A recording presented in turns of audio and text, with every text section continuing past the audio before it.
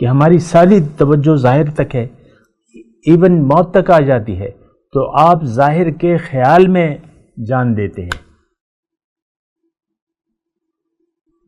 ظاہر کے خیال ہی میں آپ جان دے دیتے ہیں۔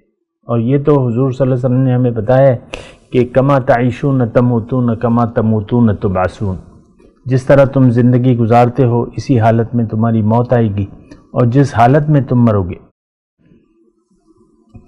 اسی حالت میں تم اٹھائے جاؤ گے۔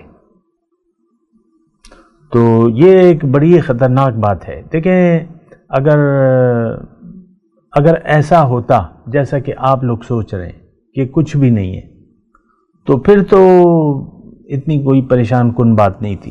حالانکہ وہ ہوگا جو آپ نہیں سوچتے، اور وہ یقیناً آ کے رہے گا۔